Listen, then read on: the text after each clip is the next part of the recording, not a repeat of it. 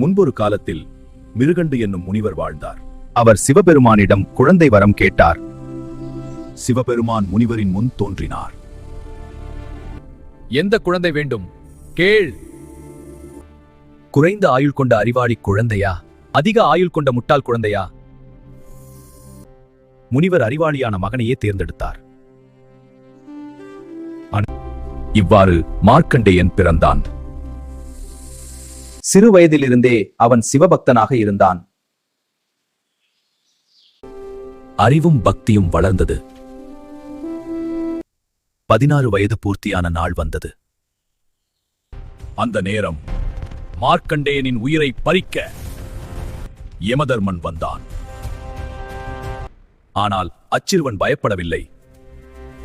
யமன் பாசக்கயற்றை சிறுவன் மற்றும் சிவலிங்கம் மீது வீசினான். அப்பொழுது லிங்கத்திலிருந்து சிவன் கோபமாக வெளிப்பட்டார். யமனை சிவபெருமான் தடுத்தார். காலனை காலால் எட்டி உதைத்தார்.